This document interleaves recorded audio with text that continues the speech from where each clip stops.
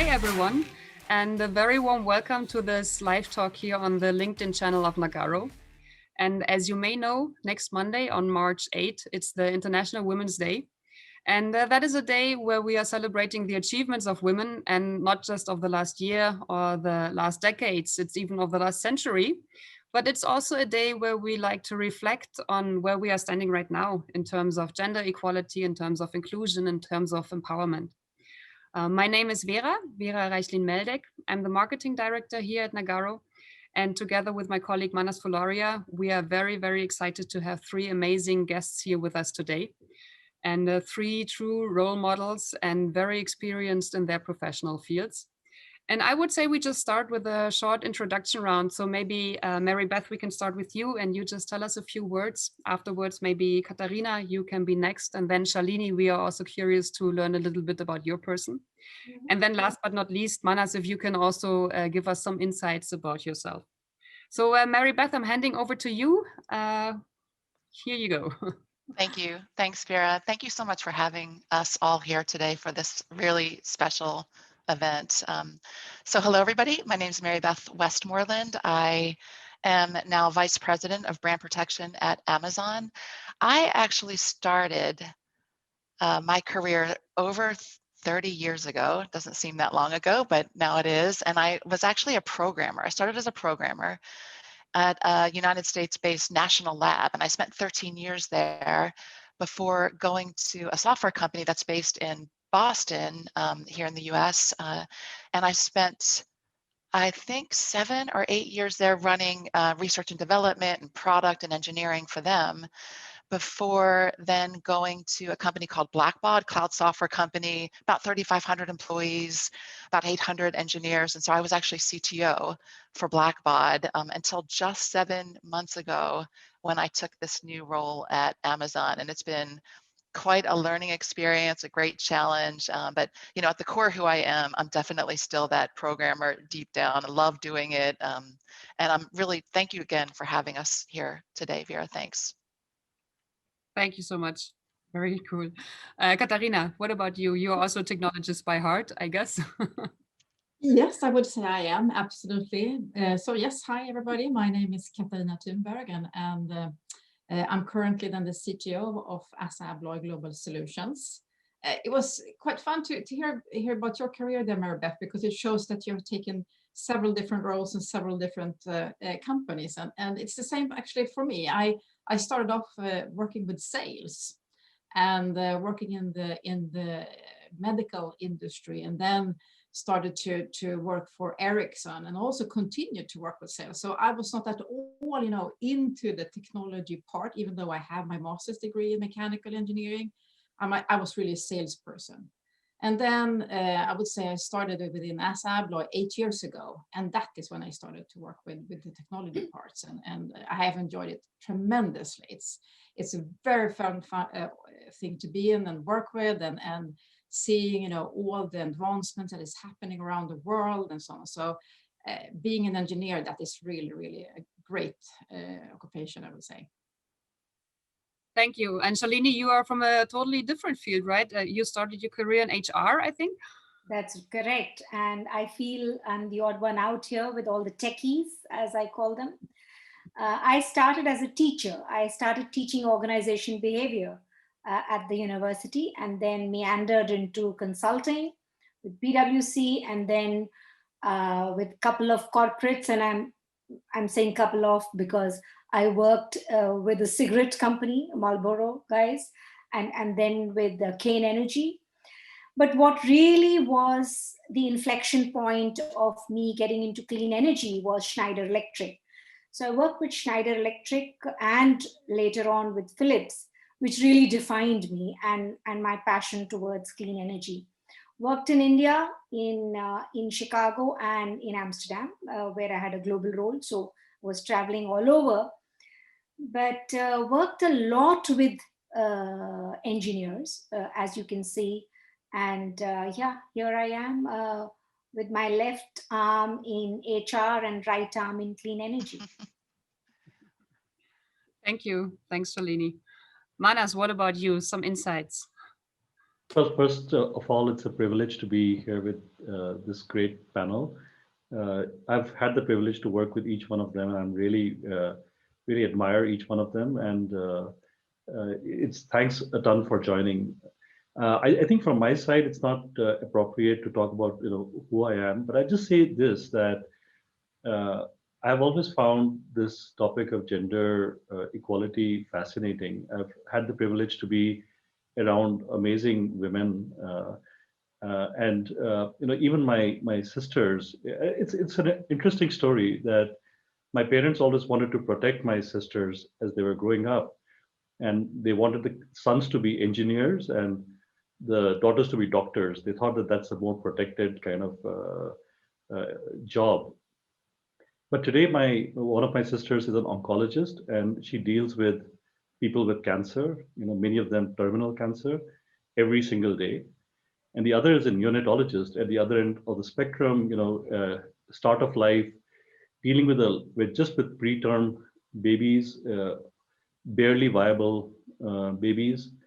And a good day for her at the office is when they don't lose a baby. Yeah? So it's ironic, but the kind of toughness and strength that they have, it's far beyond what I need to have or I do have. So it's just amazing. So I think this topic is really a very interesting and important topic, and I think there are many things in the world that we can't do much about, but this is one thing we can all do a lot about. So that's, I think, just very very pertinent topic for today. Yeah. Mhm. Yeah, and that's exactly the reason why we are here today. And so before we start with the little first questions, let me welcome again the new joiners here in the LinkedIn Live channel. It's the live stream on the Nagarro account, and we are talking about gender equality with a few amazing guests here today. And whenever you have a question, just comment it in the comment section, and we're gonna try to answer every question either right away or later. We're gonna see where it fits best. Mary Beth, I have a first question for you. So in the introductory section, you said you are like a pure technologist, a technologist by heart. What made you go into that area, and what would you tell young women who want to code or who want to have a career in IT? What is there any advice you would give them? Lots of advice, Vera. Yeah, so thanks for asking. I mean, first, I think I got into technology because I just liked it. I remember even in grade school, really enjoying like the math and science classes and being curious about things and taking things apart and putting them back together. And, I grew up in a house of 3 sisters. Listening to Manis talk about his sisters was just, to me, all inspiring, because I have 3 amazing sisters who really challenged me and accomplished great things as well. So I always kind of matriculated towards math and science. I'm not sure why, if maybe it was just easier for me, but as I got older and started thinking about what I wanted to do, like in a college career and then afterwards, it started getting harder. And it wasn't easy.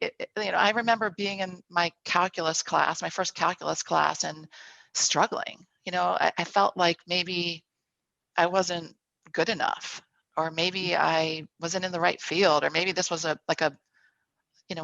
engineering was more for boys than girls, because that's who I saw in the field. And I really questioned whether or not it was for me. And so my advice to young women or to girls who are thinking about a career in the sciences is stick with it. You can do it. You can do it. It's going to be hard, but persevere, and you are good enough, and you can do it, and you can be amazing.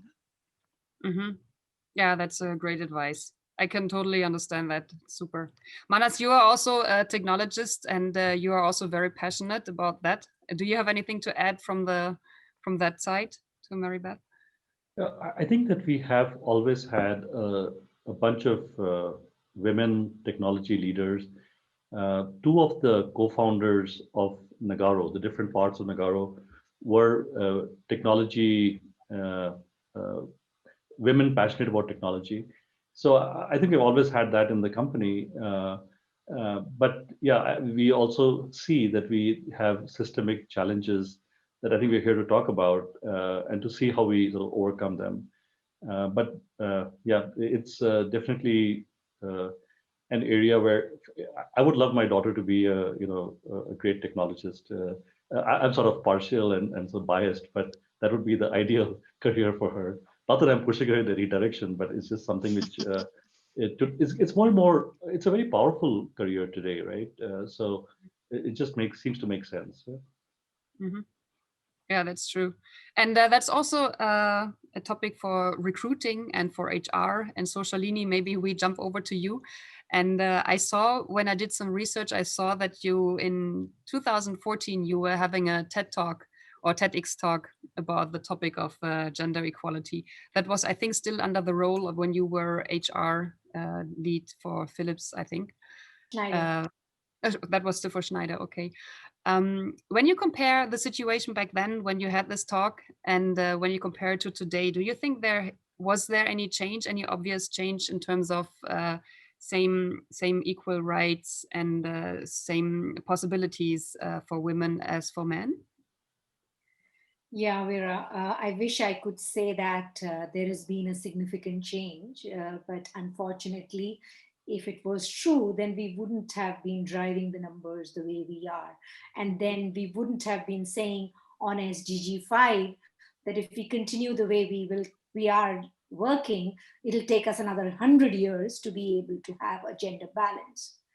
So yes, there is a lot of awareness, and awareness is the first stage of bringing about any change. So I think we've stepped on that first rung of the ladder where we've increased the awareness and the recognition of the problem, and that is important to a great extent. But of course, what we need is a leadership commitment and for things to move really faster. And I'm happy to see that in many corporates, global or local, that these awareness has been built to a great extent. But when it comes to women at boards, women in the seat of influence, that means in politics, as PNL leaders, wherever there is a seat of influence, there's still a long way for us, a lot of ground to cover. Mm-hmm. Yeah, I just know. Unfortunately, due to COVID, we've actually gone back. Mm-hmm. Yeah. Charlie, could you just elaborate on that a bit? Why do you think we've gone back due to COVID? So, data says that while work from home is fantastic for women to be able to balance work and home, the number of cases where women just left the home and put on their working hat, whether they had to make arrangement in school or creche or whatever else, the child was off their responsibility, or the home housework was off their responsibility. They were able to manage the work. Now when they were at home, they also had most schools shut and most creches shut, and this was an obvious responsibility which was not coming obviously to the men who were also working from home. And that's why you will see that violence against women, child abuse is the highest after several years. And that's why the indicator says that we've actually gone back on the number that was catching up very well due to all the awareness and the initiatives that we were taking. Mm-hmm. Interesting. That's something, Katarina, that you also see in the Nordic region. I mean, I know that the Nordics are always a role model in terms of equality, and that the men are equally at home and taking care for the kids. And do you see that there's also going back now during the COVID situation? I mean, absolutely. I can really, echo what you say there. I mean, the reports also in Sweden says that, this with violence in the home and also, the possibility then to really, go out there and have your life of your own. That is you're limited when you need to stay at home all the time and don't have the flexibility of getting out and into your work environment and so on. So absolutely, I agree to that. Mm-hmm. But I also think it's interesting if I compare to, when I was got my children, this is about 25 years ago. And I compare then, how was the situation then and how is it today? And then I can actually see that there has been a big change as well. I know when my husband, he wanted to be on parental leave for 3 months, and his manager kind of said that, what is this? This is really crazy. And now I can see in the engineers that I have in my team and so on, I mean, it's common that men take 6 months parental leave. So equally the amount of parental leave as the women. So that's a huge change. But on the other hand, I mean, I think it's like 17% of all CEOs are women. So there's still a lot of things to do. Mm-hmm. And do you think that question to everyone, do you think that the quota is something that is a good thing or that can help us there? I know that Germany, for example, last year they announced that there's the quota for this 1/3 of women in senior positions. I think that, I don't know whether Denmark or Sweden has that as well. I don't know about the other geos. What is your opinion about that? I mean, if I look at the Swedish government, for example, they have put a clear target to have like a 50-50 or somewhere in that range kind of figures. I personally think I don't think that you should put a law into this. I think that this should be something that is driven from a business perspective, because I mean, it is proven in studies over and over again that yes, if you have a diverse company and so on, then I mean those companies are more profitable, they are more successful and so on, and that should be the driving force. Yeah, they're more innovative, they're yes. better places to work, employees are more engaged. I agree with Katarina on this. And but I do want to make sure I emphasize too, it is good for business, but it's also the right thing to do. Mm-hmm. Yeah, so while I agree, and there is a very optimistic view when we see these changes happen in the companies that we work for, which are very progressive. When we look at the overall data, and I don't want to just paint that dismal figure, but there is need when we see that all of Europe together. I saw accumulated data. 28% is the diversity ratio. In the US, it is 33% today. Asia Pacific is 28%. Latin America is 7%, and Sub-Saharan Africa. So there is need for us to do something, and maybe some roles are more amenable to attract women. So when we look at the overall picture, there's a lot to be done. But when we see the picture in pockets, there are some roles which have been able to attract women much more and provide the infrastructure, the training, the exposure to be able to mine them and to be able to find them. I remember as a CHRO, for me, it was always a challenge to hire a few roles. For example, sales. It was never easy to hire women for sales role. And despite the fact that we did have targets and quota and whatever else, not quota, but targets. And then after that, it was, the best candidate wins or is hired. We were not able to find women with STEM background and with sales experience. And also for several other, but for support roles like HR and finance and IT and marketing, it was fairly easy for us to get to find the right women.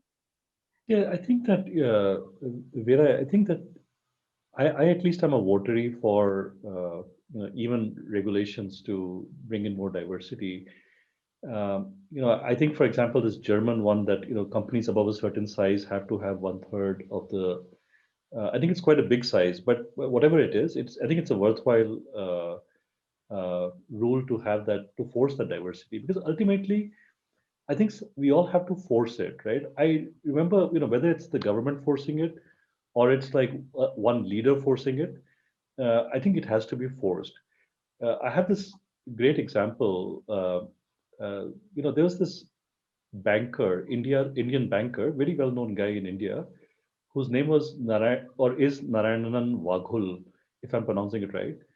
And I remember Waghul and one of my professors were very close, and Waghul would say, "I want to, rear a generation of top Indian bankers who are women," right?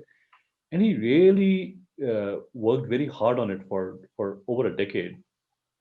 And today in Indian banking, uh, there are more women CEOs than men, and a lot of them come from the Waghul stable, and they inspired other people and so on. So someone has to take a bold step, right? I think if we just sort of wait for this to dawn on people that yes, it's good for business. It's I think that it'll take just too long. We don't want our kids to have to go through this as well. Mhm. But Manas, I totally agree with you on that one. That I mean, you need to take kind of and decide that you want to do this and that you think that this is important. I can really, I mean, if I look at my own, so to say, organizations and so on, I remember when I started, this was in my previous position then, I had the management team, it was only men. But when I left from that position, it was a 50-50. So I mean, it is possible, but it's challenging. I mean, I agree with you. I mean, it's difficult maybe to find people women that really wants to apply for certain roles and so on. And I always ask them, why are you not applying? I mean, I think that you have the capabilities, you can do this. I mean, try it. It is fun. Don't be afraid. Yeah. And coming back to Vera's question, whether we should have a quota or targets, the answer is not very clear that we don't want quotas for women just because they are, we don't want to make it exclusive or, biased towards them. It has to be meritorious. But unless there is a target, you are not going to put enough effort to be able to break that age-old system where we traditionally were not able to find women. So we had to wait and keep the seat open for a P&L leader for 6 months and tell our headhunters that we will wait it out, but find the right woman. And after we did find a P&L leader as a lady amongst several men, she found it very difficult to survive. So it is not just hiring, but also to be able to support and help her survive was a second question, which becomes very important. Mm-hmm. Here's a question from the LinkedIn channel for Mary Beth. And this is about how Amazon does it. How does Amazon tackle gender equality? Because the scale of Amazon and the visibility of Amazon are huge. So how does Amazon do it? If you can share it. Yeah, and thanks for asking, Manas. I mean, inclusion and equity, it's not just a separate organization. What Amazon does is make it part of our everyday. Shalini mentioned recruiting. So we look at diversity, and really we look specifically at women, at Latinx, at Black employees, and we make a concerted effort to recruit and make sure that our interview loops include not just the candidates, but the interviewers.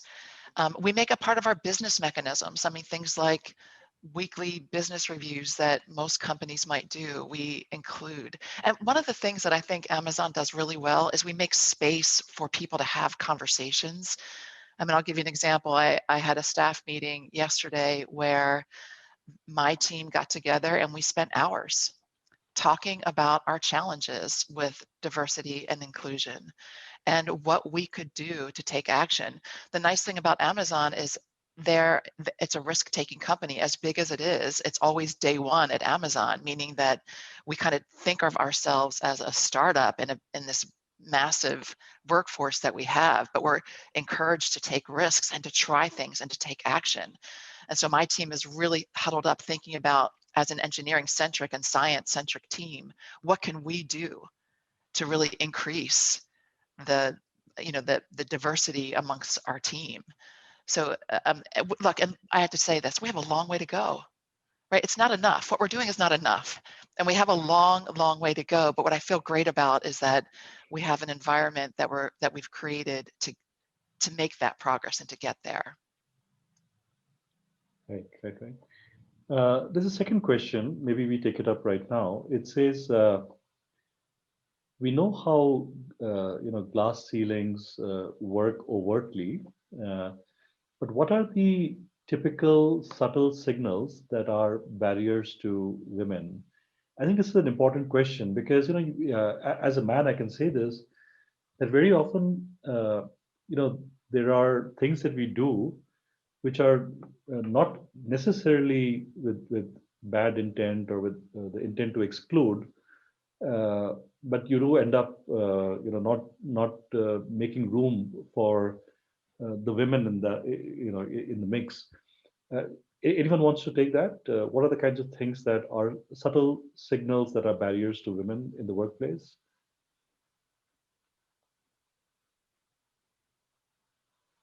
I can start. Yeah. Sure, go ahead. Yeah. One thing that I notice a lot, and having a lot of experience working in roles and in functional areas that are dominated by men, quite honestly, sitting around a table where there are mostly men at the table, is by default, Manas, you don't feel as comfortable or as welcome, just by the fact that you sound different, you look different, and when there's just a few females at the table, the subtlety of it that you just mentioned, what I see is sometimes women aren't validated, or we get talked over sometimes, or there'll be a comment made and then later it might be attributed to somebody else because we're not maybe we're not leaning into it, or we're not strong about it, and some of the things that we can do that I have male allies, but also women allies who will elevate our voices, validate, hear me, right? Just making sure that our body language, our behaviors, and how we validate each other shows up in the boardroom, in the meetings. That to me is one of the most powerful things that we can do for each other. And I can really echo this. I mean, I agree with you fully on that. And it made me think a bit about also when I started my career, and I remember a lot of occasions where you get a T-shirt from the company with the company logo on or things like that. Yes, it's a men's small T-shirt for me. Yeah, it doesn't really fit. I'm sorry to say, it doesn't. But so you feel like you're excluded. This is a silly thing, but it's a small thing that still sends a signal.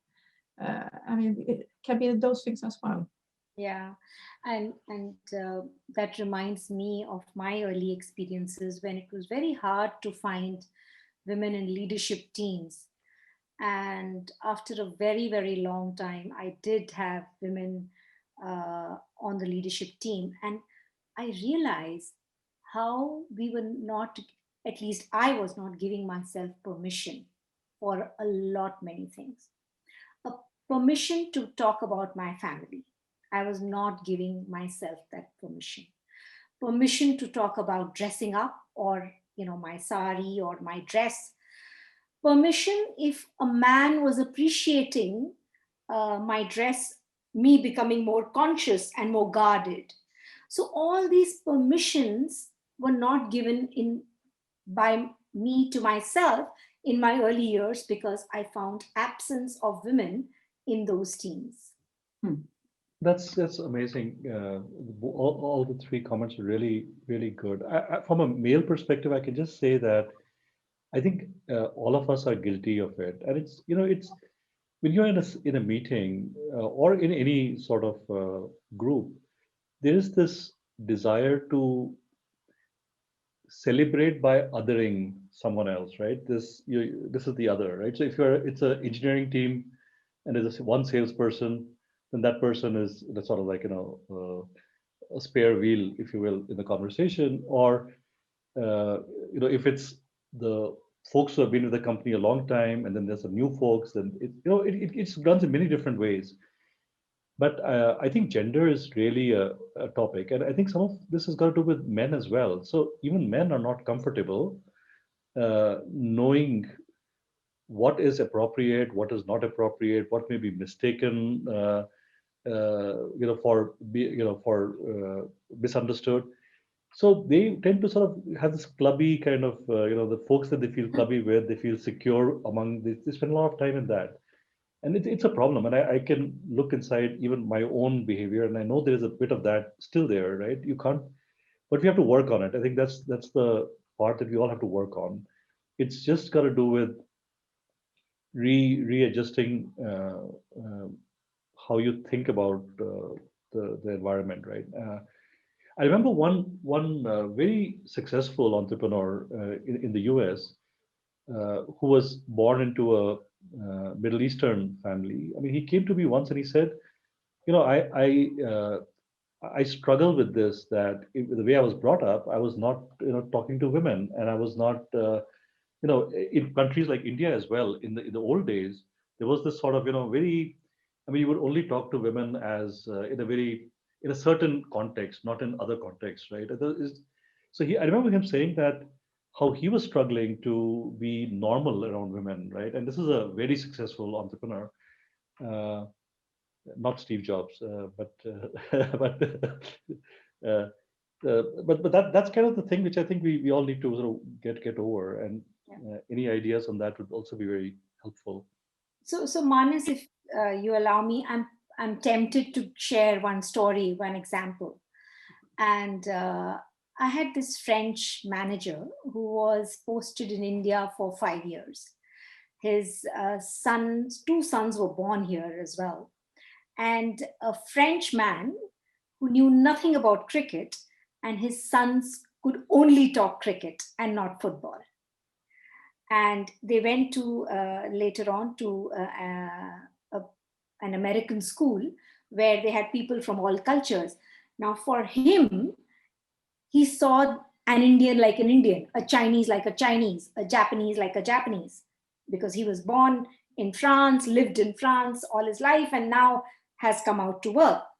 But when he sees his children, he says, once I asked, my son was talking about somebody, and I asked, where is he from? I mean, is he Indian, Chinese?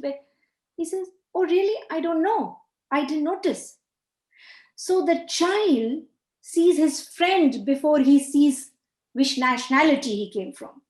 Mm-hmm. And today's children, where we are bringing them up with, lesser gender biases and stereotypes, don't see the gender before. I mean, they see the professional or the friend before they see the gender. And I think that's when the shift happens. Mm-hmm. I love that. I think I can relate very much to what you said, Mary Beth. So this topic of having allies in like big meetings, for example, or just having allies in whatever situation.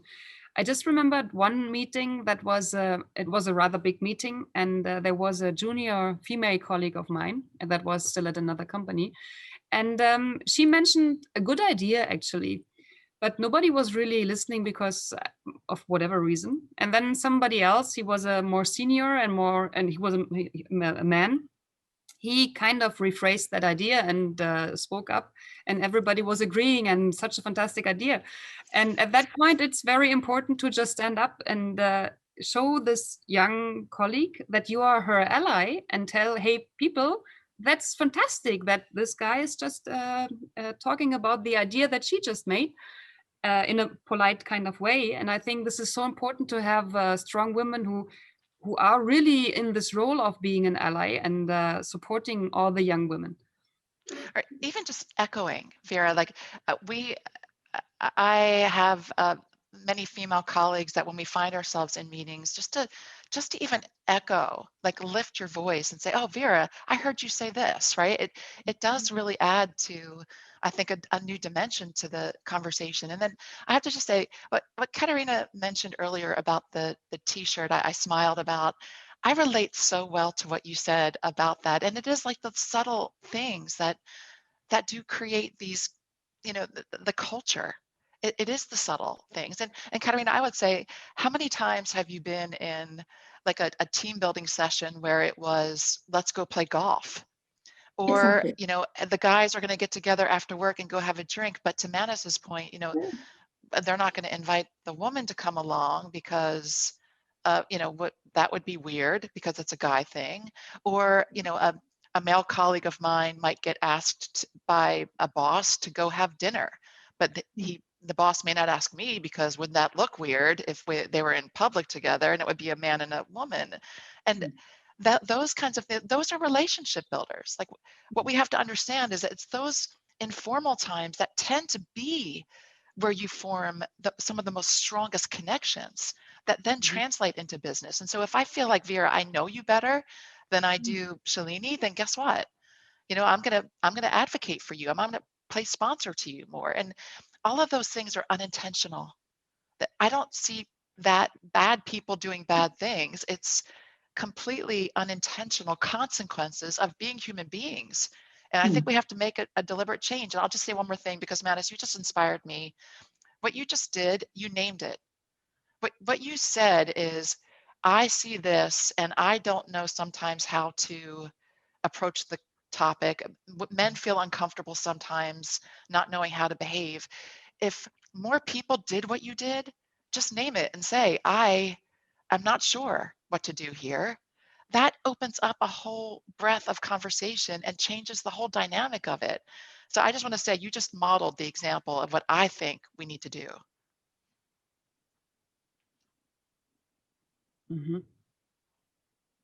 Maybe that's the perfect chance now to welcome again all the new joiners in this LinkedIn Live Talk. And we are here together with a great set of people discussing the important topic of gender equality. And also for you, feel free to question anything, just write it in the comment section and we take up every question and try to answer them. We have a couple of people asking a similar question. I think one is for themselves and one is for their daughters. And they're saying, okay, you all the panelists here have done amazingly well in careers that are typically dominated by men or in industries dominated by men. So what advice do you have for them or for their daughters? I would also say for their sons and for the men among us. Yeah. But what advice would you have? That might be a good question. So maybe I can start then and say that my advice to them is really that you should, you should encourage them to dare to go to, for example, if you would like to be an engineer and if you like math and you like science, go for that education and don't be afraid, even as Mary Beth said before, even though it's difficult, go for it. Try to find someone that can help you and support you in your education. If you yourself can't do that with as a parent, find someone else that can support your child in that area. And as I said, I must say I'm very happy. I have my father. He was an engineer as well. He told me from the start, Katarina, you can be anything. You can do anything. And that was a great, constantly hearing that. I think that is something that you as a parent can do as well, independent if you have sons or daughters. Tell them that they are, they can do anything.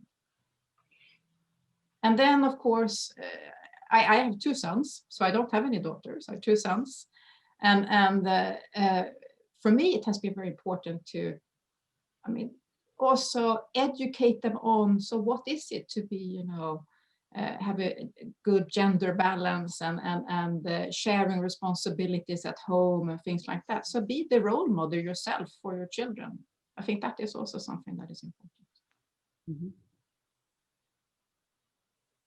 Absolutely. And a good segue to that is that I have a son and a daughter. And I think it's most important for us to keep challenging their certitudes. Very early in life, we start creating our boundaries. And you and I, we all on this panel know that every time we've broken some boundary, we had to take a step to be able to consciously challenge it. I think that's what I guide my daughter all the time. And of course, it goes for both son and daughter, to be able to challenge our boundaries, our certitudes, and have that faith in ourselves. The other is they are very afraid of falling down because they want to look good and everybody wants to look good.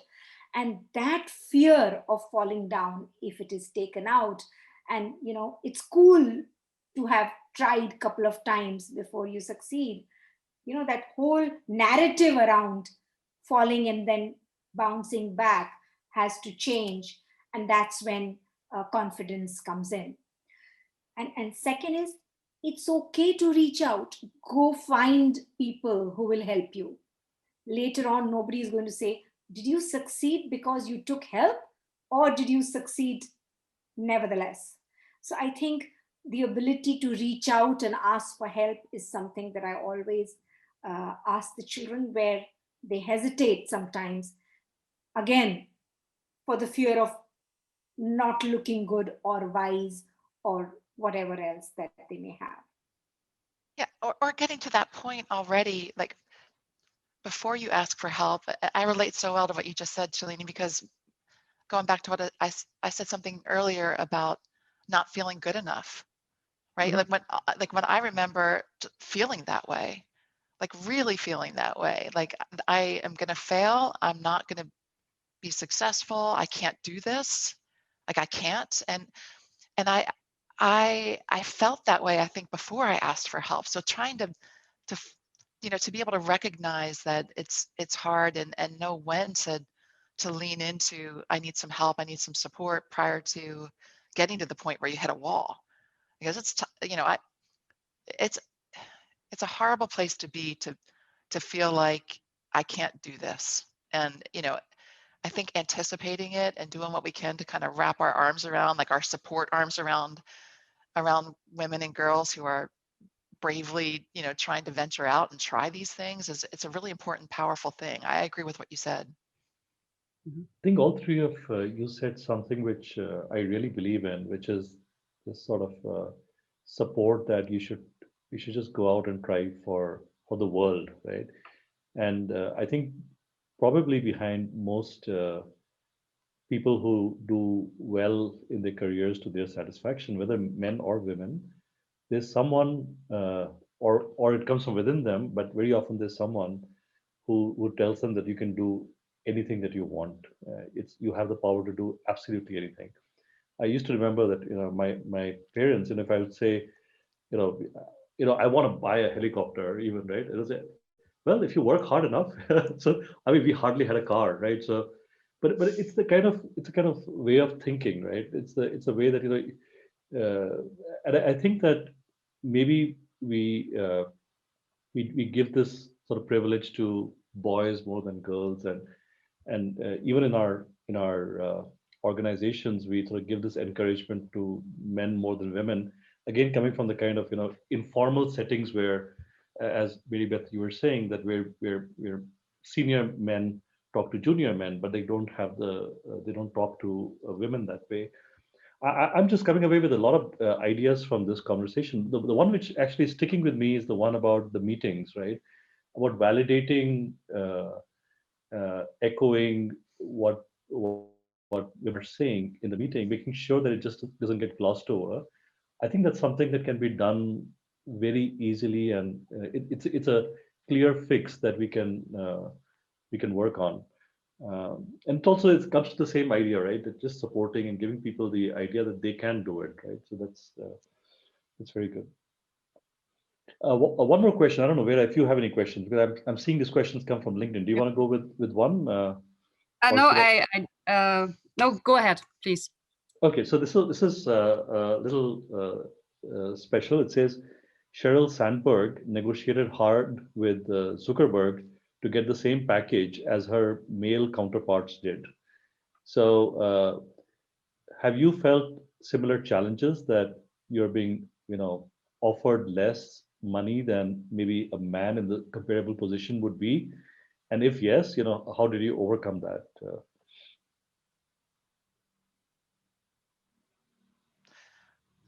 I can take a stab at that. Manis, I'm not sure I can answer that specifically, but I can tell you is I have embraced the power of negotiation. And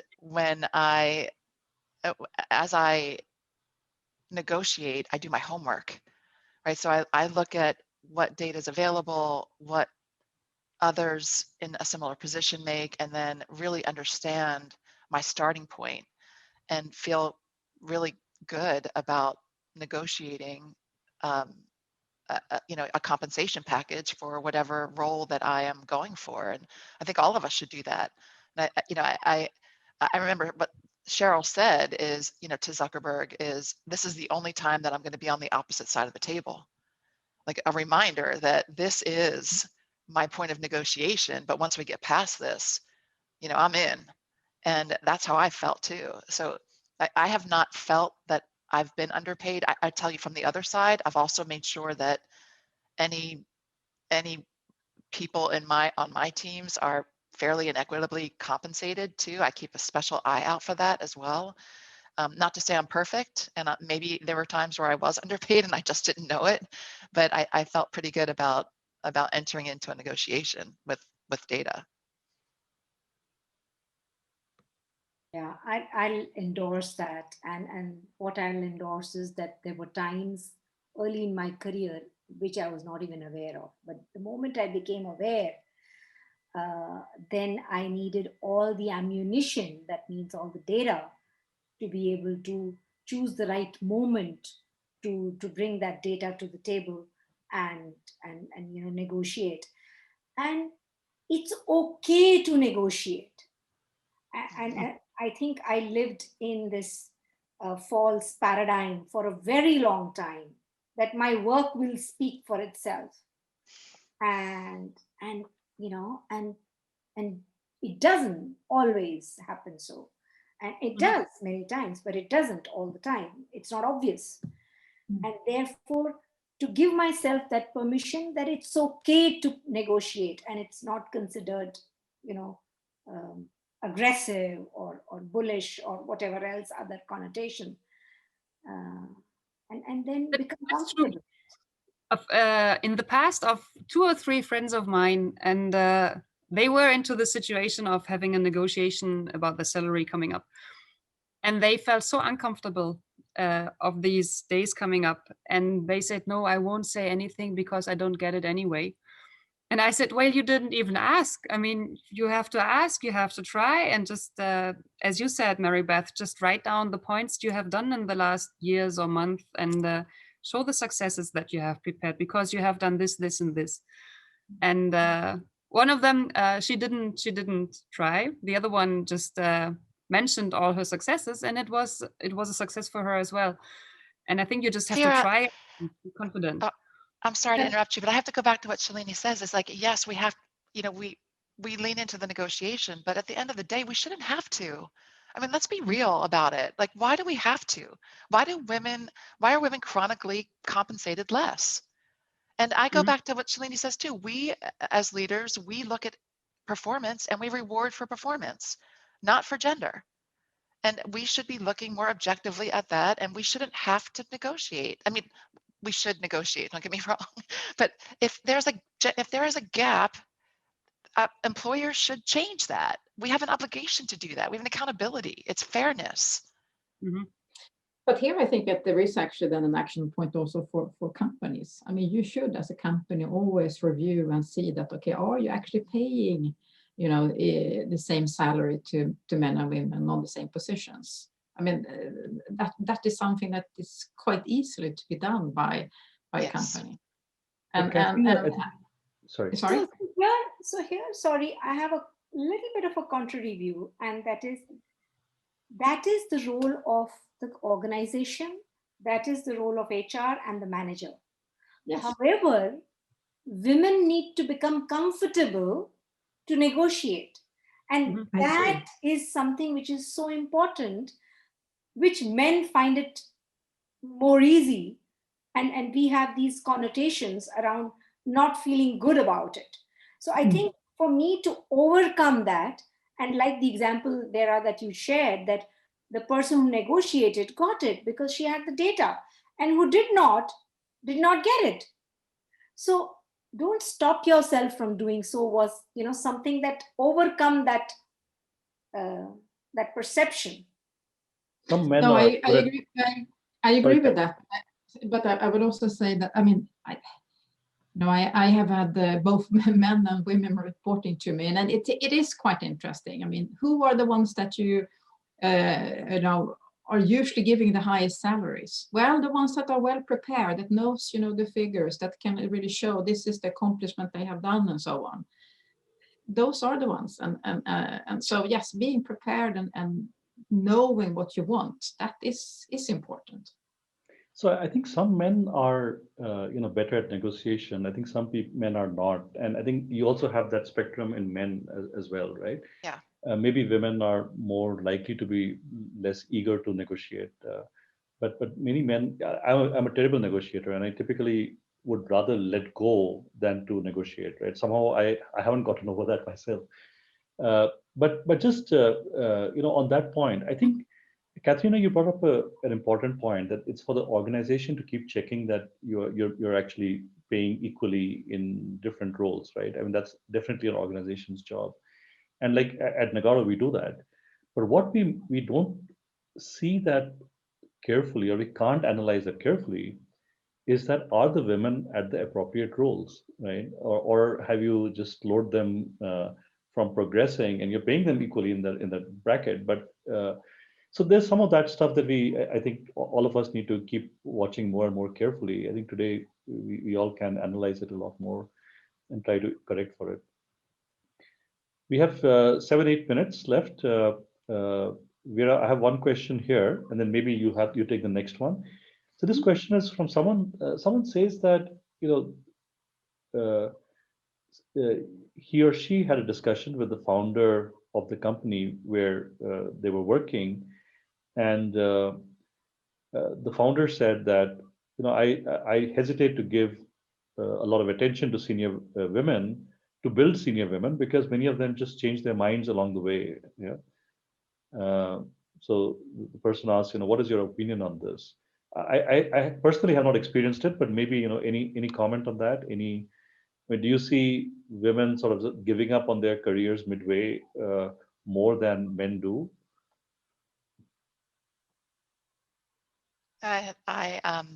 When you read that, Manas, I have to be real. I kind of had a very negative reaction to that comment. It feels it feels like there's a stereotyping there, or a projecting there that just is not healthy. I think data shows that in male-dominated fields, that women who enter those fields, for example, engineering or computer science, will stay less time. A lot of women do tend to drop out or move into more project management. Like I see a lot of computer science programmers, engineers go from that tech role into a project role. At a senior level, I quite honestly have not seen that, have not observed it, have never heard a comment like that. Nor I actually, honestly. At senior levels, I've found women as much or maybe even more determined to succeed and stay the course. Yeah. Yeah. Katharina, Shalini, any comment on that? I echo what Mary Beth said, and I've seen that women are playing the catch up to prove themselves more in senior positions. And Yeah. I see the level of commitment, and therefore for me to have women in my global teams has always been far more beneficial, especially during crisis or M&As or transformation roles. I would rely more on them. So Shalini, that's a great, that brings us to another question that we have here, which is, are women naturally better at some roles, or is that a temporary thing because of the acculturation as they grow up, or is that just a stereotype that actually limits them in some ways? So what's your take on that? Yeah, I mean, when I read John Gray, I would laugh at him, and women are from Venus and men are from Mars.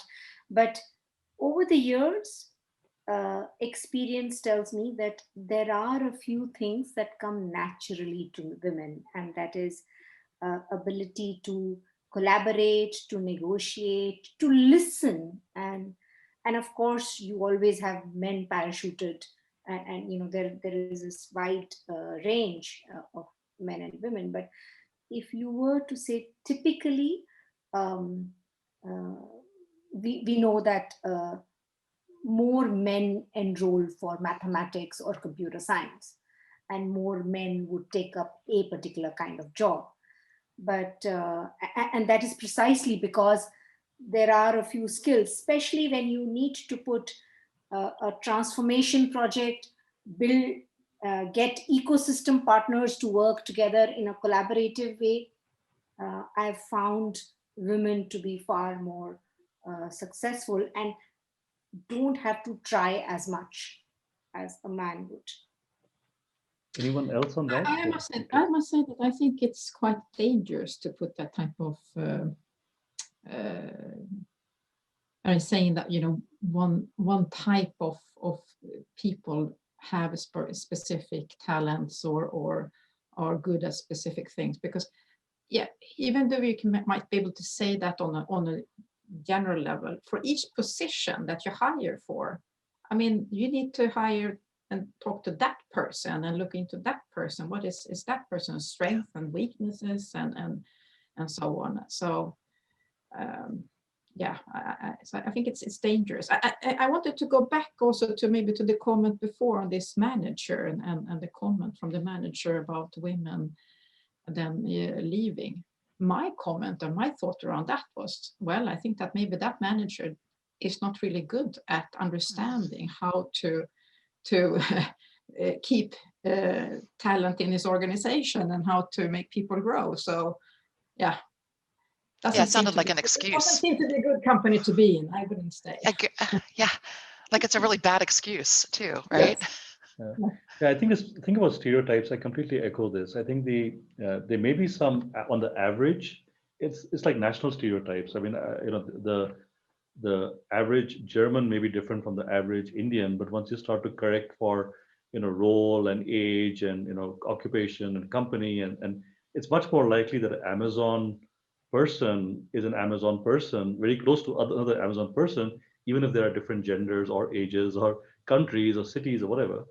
While so it can sometimes be dangerous, right? The stereotypes can be dangerous, even if on the average it may be accurate today. So we're sorry, if I can add one more line. While I agree that the company culture builds on you and you become an Amazon person, and there are no averages that you see in these progressive companies or overall. But if you see the social sector, why is it that we find more women in the social or the development sector? There must be some reason why they are gravitating more towards it. So while there could be a few skills or talents that come naturally to them, there are a few things that they adapt themselves to, both men and women. But momentum has a lot to do with that.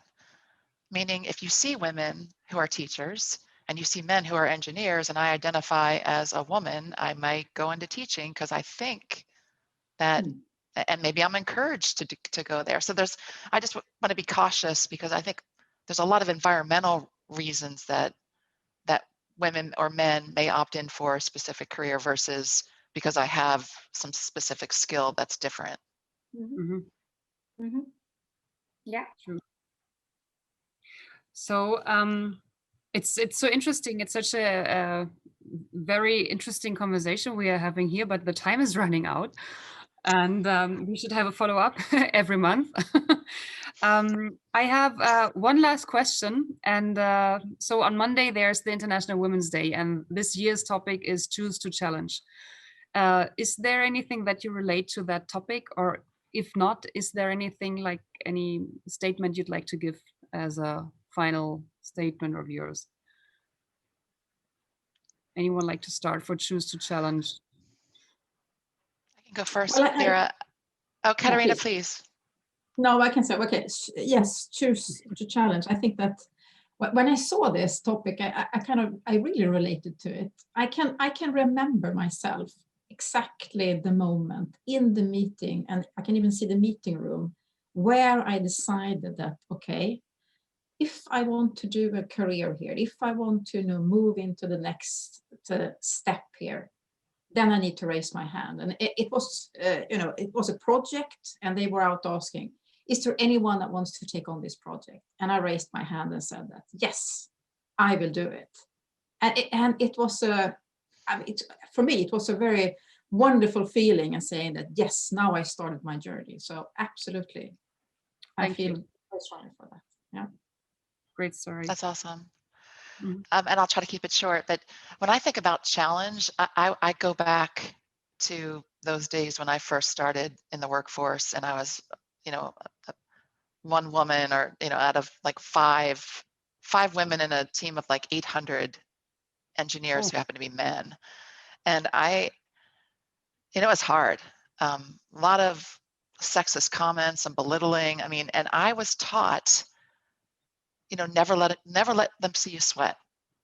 Let your work speak for itself. Like you change hearts and minds by what you do, not by what you say. And so I kind of had this in me, like I didn't challenge. I just ignored and tried to keep my head down and focus on my work. And it wasn't until way too late, like way later in life, that I realized that there are some really good intentioned people and some bad intentions people who were saying and doing not good things, inappropriate things. And I had to find my inner courage. I had to get brave and say, listen, I'm going to challenge you.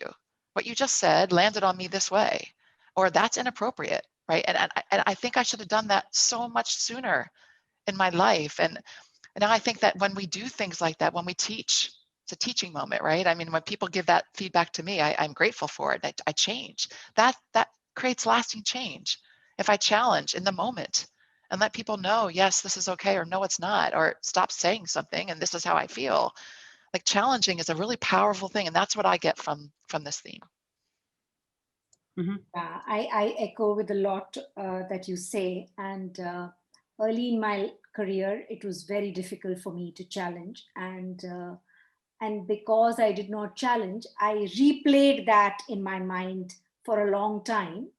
And I wanted to challenge the next time. So it was almost kind of a practicing session with myself, which I was doing mentally before I actually started to challenge. And when I did, it wasn't so bad. And things actually fell in place. But before I challenged, there was a lot that was churning in my brain.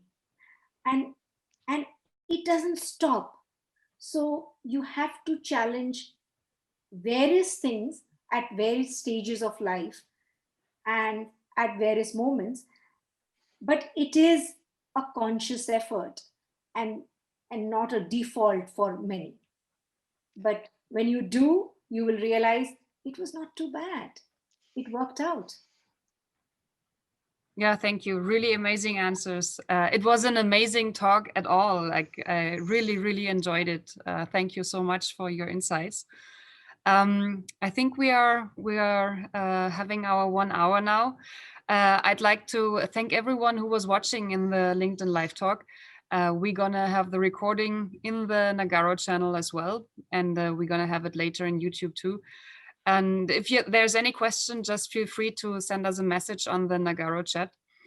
And yeah, thank you, everyone. It was really, really an honor and a pleasure talking to you. Manas, Mary Beth, Katharina, Shalini, it's wonderful. And thank you also to Zomya, who is our technical support in this call. She's hiding behind this little banner on top. Yeah, thank you, and have a very great weekend and a fantastic International Women's Day coming up. Thank you all so much for Thank you very joining. much. Really, really appreciate it. I really admire each one of you, and you as well, Vera, I must say.